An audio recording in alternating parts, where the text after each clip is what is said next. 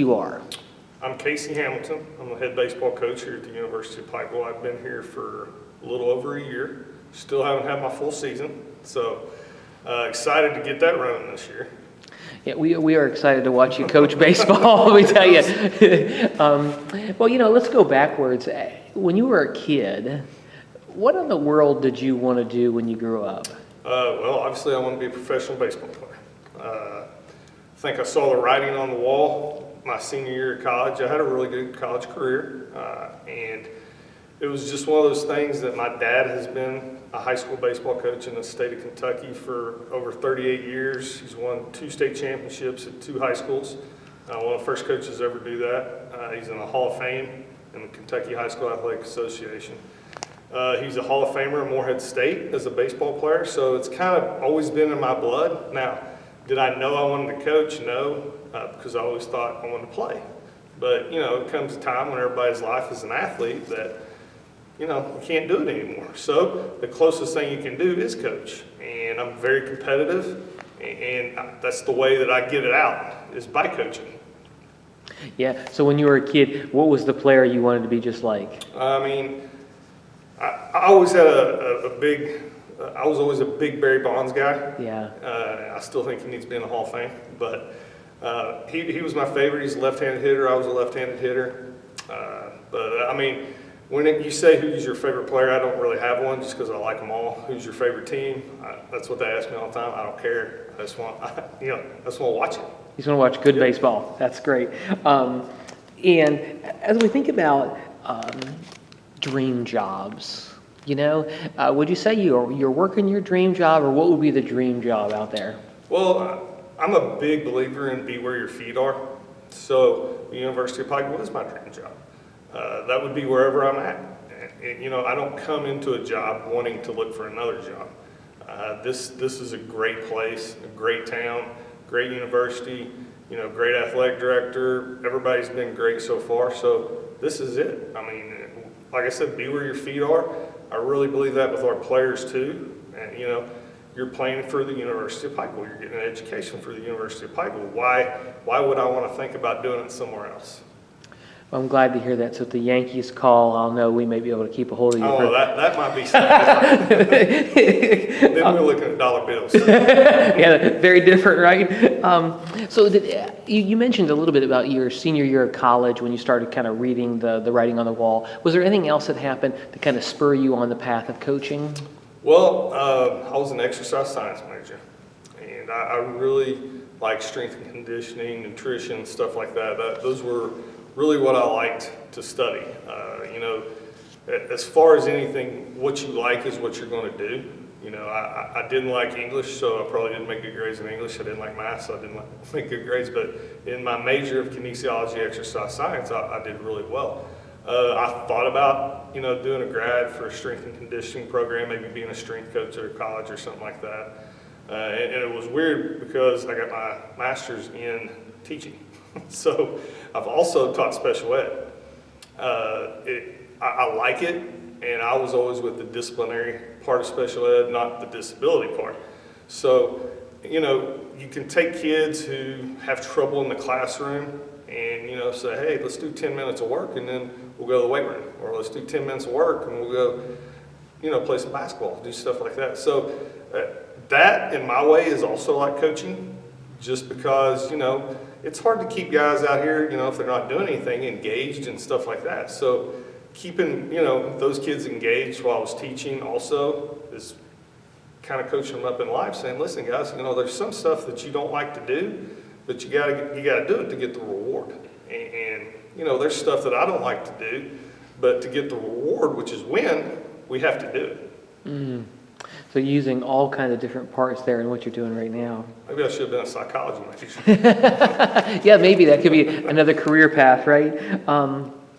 So when we think about calling, oftentimes we think about maybe calling from God or calling from kind of our own lives when we look at it. When you think of yourself as a coach, if you could try to put maybe in a sentence, what do you think your call is, or purpose to coach? The purpose to coach, people say you want to win. You have to coach, you have to be very competitive. That's your win. But, I've heard somebody say before, like, the check that you get that you don't put in your bank account is like the guys that I've coached in the past who just call you and say, "What's up, coach?" and talk about, what's going on in their life. It feels good to me that I made that such impact on their lives, just for them to call me and check on me, check on my family. And some of them are some of the kids I yelled at and screamed at more than any of them. And now they finally click saying, yeah, maybe he did that for a reason, He really cared about me, and that's why he wanted me to be perfect all the time. Which I'm not perfect, nobody's perfect. But if you push them to be that way, they work as hard as they can to be. As far as calling, we call kids, first thing you need here is an education, okay? So without an education, you can't play. So if you're not doing good up there, it's tough to play down here because we're not gonna let you. So we really are on them about that. I talked about my dad being a baseball coach. He's a life learner, like he's still learning. That was one of the big things I got from him is, we still go to coaching conventions together, read about it, stuff. I'm a big reader. But, just getting these guys to be, better men when they grow up, better husbands, better fathers for anything. I didn't come from a past where I didn't come from a split family. I didn't come from, poverty or anything like that. So, sometimes I don't know. I don't know this stuff. But when you get those kids who maybe have and they come in here, you can share stories about, how it is or how it should be and how you need to be and how you need to attack this today. And that's one of our big things. How are we going to attack today?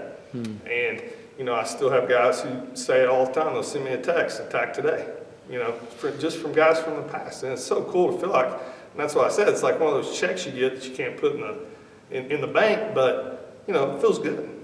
Yeah, I love that. I love that idea of attacking today, being where you're at, kind of making an impact right now. You've talked a lot about your dad. I look forward to meeting him at some point. Is there anybody else who's made a really big influence or impact on how you coach, how you play? How I coach or how I play, it is my dad, obviously. But I played for some really good coaches through college. I went to Mississippi State to start out. Played for Ron Polk, who is the father of SEC baseball. I transferred to Western Kentucky and played for Chris Finwood, who's now the head coach at Old Dominion. So I've been around a lot of good coaches, a lot of information. It's one of those things to where I have a binder at home where if I see something, I'll write it down or anything to deal with what's going to make us better is what influences me to be a better coach. And so if someone was watching this and they said, man, I would love to coach college baseball. What did you do to get here? It was a long trip. So when I got done playing at Western Kentucky, I still hadn't graduated. So I had to graduate. I was working at a fitness place. It was kind of like a thing for my major to get done. And I started coaching at Greenwood High School in Bowling Green. So that was my first taste of coaching. I didn't know if I wanted to coach in college or not. It was always in the back of my mind just because, I like to recruit players. I like to be on the road. It's changed since I got married, but still, I still like to do it. But our head coach there, Chris Finwood, said, hey, why don't you come back and be our volunteer assistant? So as a volunteer assistant, you make no money. You do camps and lessons. And, when I was there, working the camps is kind of where I figured out I like recruiting. Just because I would call kids all the time and be like, hey, come to this camp. We're having a big camp, and, maybe if our coach likes him, maybe I'll get, bumped up a little bit. So I was there for 2 years, went to 2 regionals at Ole Miss, one at Ole Miss, one at Oklahoma State. Had a lot of success, but I wasn't making any money. So I took my first paying job at a junior college in Olney, Illinois. And Olney, Illinois is obviously in the Midwest. It's about as flat as there is, and there's 2 stoplights. So there's baseball. That's about it. And the head coach there was Dennis Conley, who's got over 1,000 wins. He was somebody to really learn from and work for again. Got to learn a lot from him. After that, I think I was there 3 years, and I went back home. It was too far. I was just tired of, snow and everything else. So I came back home and I coached with my dad. So that's when I started with the special education. Coaching with dad was really fun. Obviously, we butt heads all the time, but that's what dads and sons do. But I realized real quick that in college and high school, they're two totally different things. In high school, you actually have to talk to parents. In college, you don't have to talk to parents because the kids need to grow up and they do it themselves. So I knew that I wanted to get back into college. I ended up calling a guy who helped me go and coach in the spring at Georgetown College. So I've actually been in this conference before.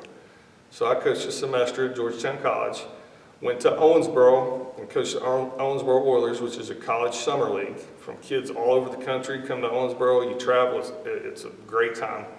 My sister lived in Owensboro with her husband and 2 boys.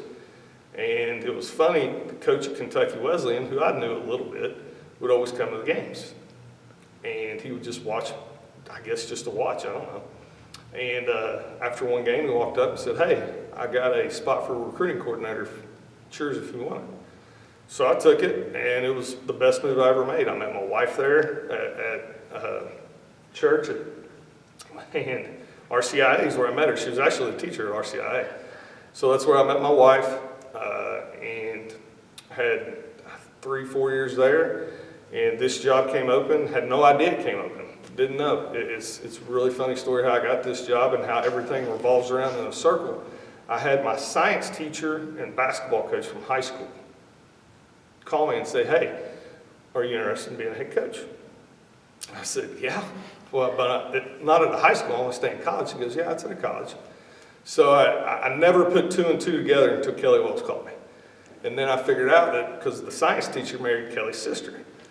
So I hadn't put 2 and 2 together until then. I was like, wait a minute, what's going on? So had great phone conversations with him, came down.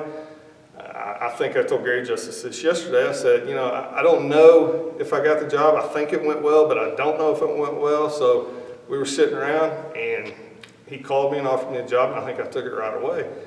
And, as I was thinking about this, I thought, ooh, did I just make a mistake? Because my wife's from Chicago, moving to Pikeville, Kentucky.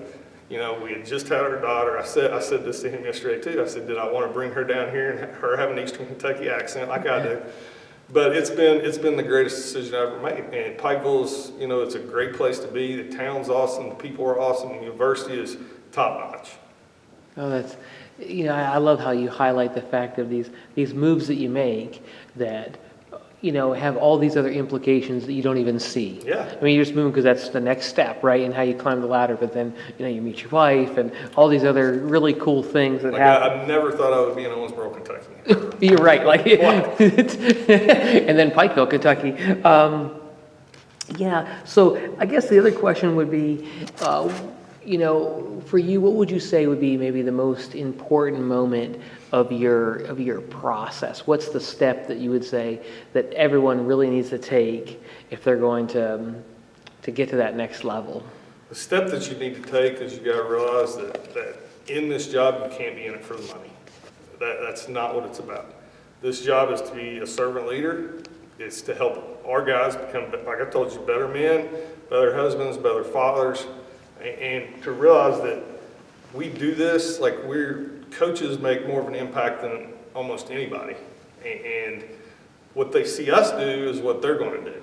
So, wear your mask. So our kids wear a mask, But I just think if you want to take that step, you really have to be devoted and committed to doing it. Baseball coach is not a 9-to-5 job. Football coach is not a 9-to-5 job. Basketball, these aren't 9-to-5 jobs, we get the call if something happens or because sometimes these kids are from California or something like that, and we have to take care of them.